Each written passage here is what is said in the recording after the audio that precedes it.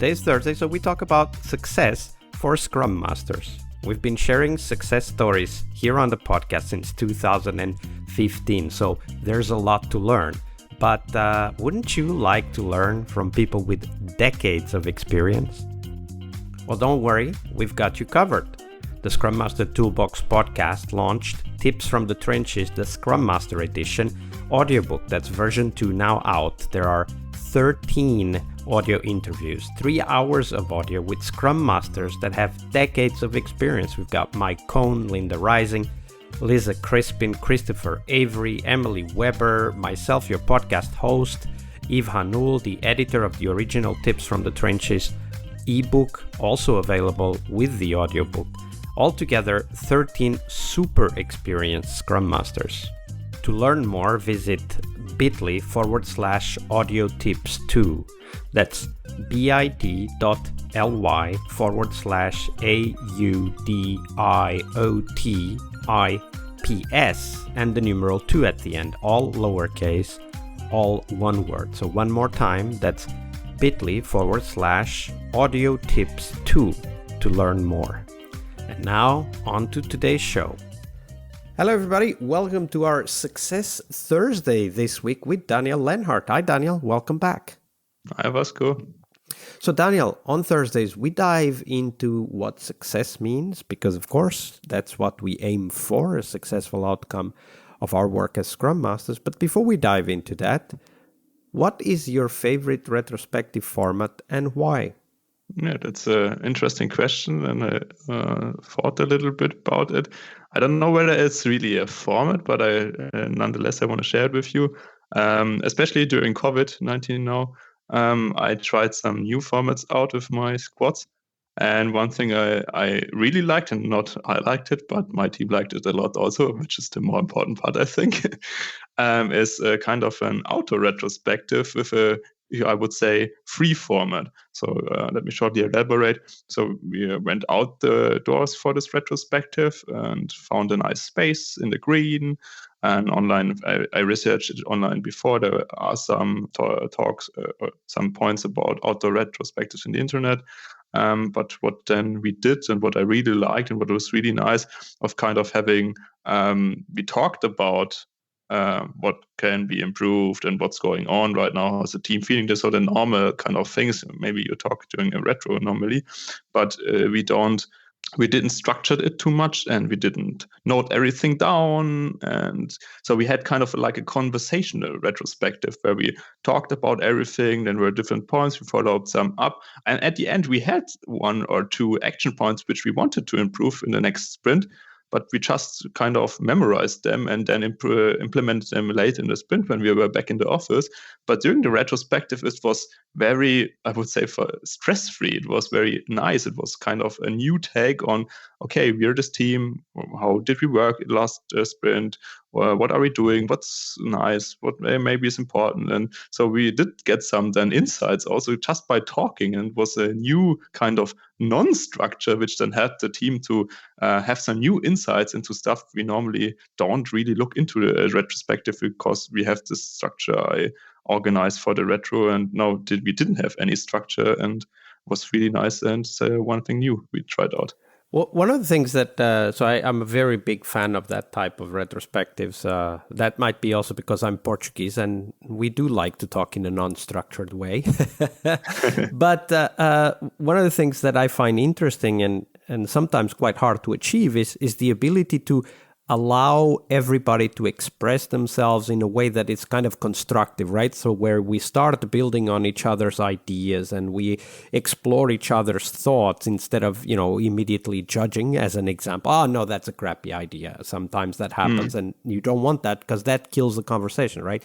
It's this whole metaphor in at least in the old Scrum certification classes, there was the metaphor of improv or improvisation theater, where the goal is to say yes and, so you build on whatever others say instead of saying no, because no kills the conversation. No stops the dialogue. So in that particular experience, and maybe even later in your career, Daniel, what have you found that really works well to keep that conversation going, to keep the team building on each other's ideas?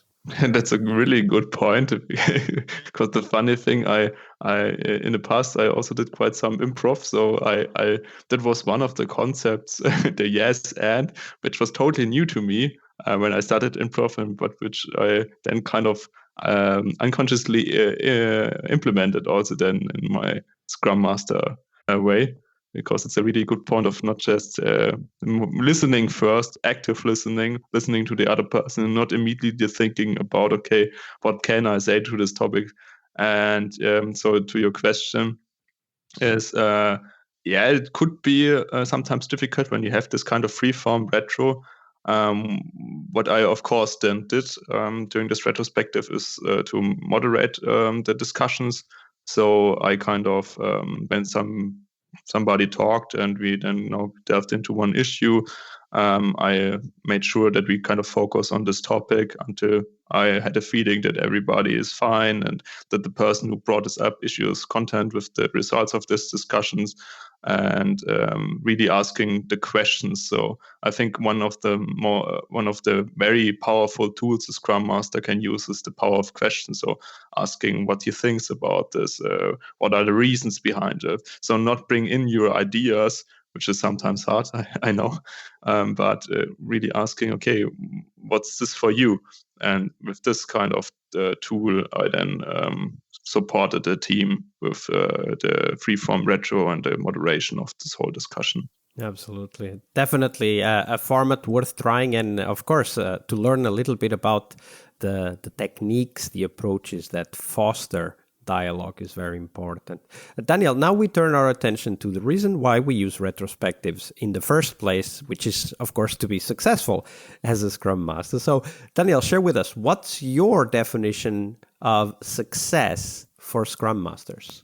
Yeah, good point. And also sometimes not so easy to kind of have a good metric about the success of your work as a Scrum Master. But what the 3 points I got from it are: one, and I think for me, especially as a Scrum Master, I think there are others type of Scrum Masters, but for me, it's really important that the team is happy.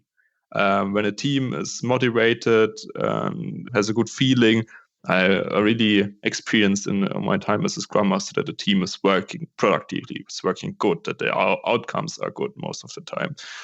So of course, then this happy metric is taking into the team is working good together metric. So when a team has a good collaboration, a good communication, and not is working siloed. So about everybody, for example, is working alone on one story. It's their story. So this is not good. If they are kind of having spontaneous calls to discuss an issue in a story, if they're doing pair programming on a story and working together on one story, or more people are supporting each other, then they're doing impromptu knowledge sharing, doing a sprint about some things they learn. So this kind of the idea of the self-organizing team, which is working together and communicating.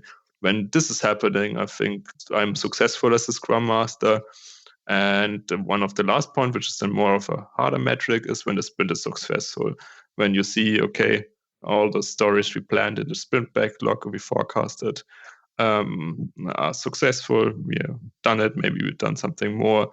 But yeah, if this only half of the stories in the sprint are finished and half of it not, and maybe too many stories are in work in progress, then okay, this could be then an indicator that the team maybe is not collaborating so much together and talking too much, or maybe also not really seeing, okay, this is too much work, because sometimes when they have the feeling, okay, this is this is not enough work, they wanted to take more, and then it's too much work, and this is also kind of to support the team in this realization what they can do, so that they are also successful at the end.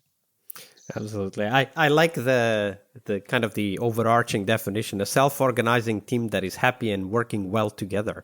I think that's a great success image to strive for as Scrum Masters. Yeah, I think so too. And I really, when this is happening, you really see it, how it is working good for everybody in the team, and the team then likes to work together on on the topics they work on, and it's really a difference when you see it. When you don't have this, you really see it.